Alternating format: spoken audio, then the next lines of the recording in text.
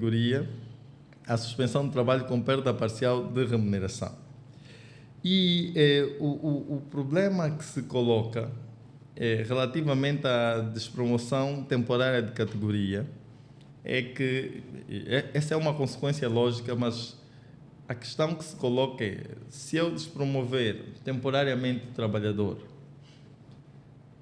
ele mantém a remuneração da função que ele tem, mas as funções da categoria em que ele foi, ou automaticamente ele vai com aquela remuneração da categoria seguinte?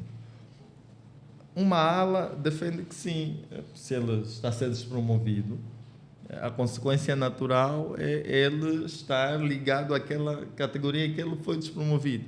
Mas a verdade é que a lei não diz.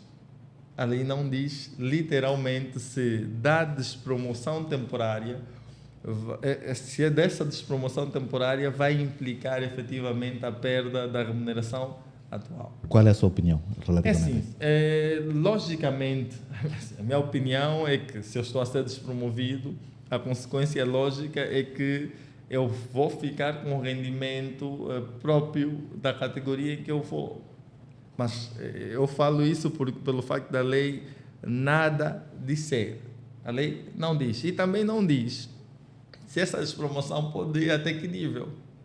Não diz se eu posso tirar, por exemplo, ele da função de técnico superior de primeira e colocar ele até técnico médio, por exemplo. Não diz.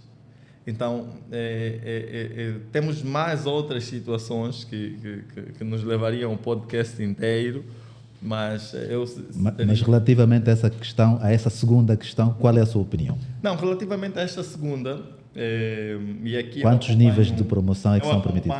Acompanho a posição defendida pelo Mário na conferência laboral que tivemos a oportunidade de organizar no ano passado, em que a despromoção teria de ocorrer na categoria imediatamente anterior, abaixo. Sim.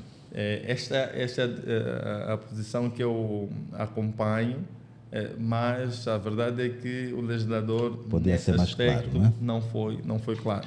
Essas medidas a serem aplicadas, elas são sequencial, ou seja, aplica-se uma, a seguir outra e assim sucessivamente? Não necessariamente. O empregador não está obrigado a seguir essa linha, não é? Olha, vou primeiro administrar de forma oral, né? Depois vou registrar e depois, por exemplo, vou despromover até chegar ao despedimento. Ele não está obrigado a seguir essa lógica. Obviamente, a prática demonstra que antes de ir para um processo disciplinar, o trabalhador muitas das vezes é advertido, vai passando por esses níveis, até que o empregador note que essa situação já se tornou, como se diz, já preencheu os requisitos da justa causa, ou seja, já perdeu o elemento da confiança e ali a infração cometida foi tão grave que abalou efetivamente a confiança e tem de se ir para o despedimento. Mas o empregador não está obrigado, não precisa seguir efetivamente essa sequência. Se a infração foi muito grave, ele pode efetivamente aplicar a medida de despedimento ou uma outra.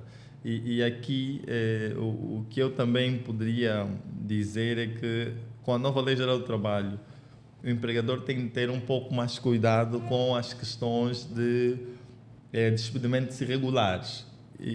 Por quê? Porque nós hoje temos ali um elemento que eu diria assim, é o único escape para o trabalhador hoje, se quiser discutir uma indemnização maior, que é a possibilidade dele requerer indemnizações por danos não patrimoniais. Então, se o despedimento for declarado ilícito, o trabalhador tem direito de ser reintegrado, e aqui é importante dizer que a reintegração passou a competir apenas ao trabalhador. Já não há aquela possibilidade do empregador não pretender reintegrar. Agora isso já está terminado. Depois, o trabalhador poderá efetivamente requerer a indemnização por danos patrimoniais e não patrimoniais, e é aqui onde está o ponto, eu diria assim, a luz no fundo do túnel, e o cuidado que o empregador tem de ter, e aqui tem de contratar especialistas na matéria para prevenir o máximo. Por quê? Porque se ele, e esse é um exemplo que eu dei há tempos, quando discutia com o nosso bastonário, na verdade foi um exemplo que o nosso primeiro bastonário, Manuel Gonçalves, havia dado para ilustrar a problemática. O empregador despede uma mulher grávida de forma irregular e, em função deste despedimento, ela perde o filho.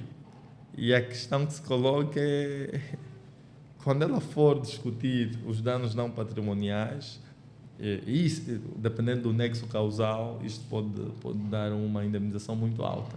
Então o empregador tem de ter alguma cautela. E é exatamente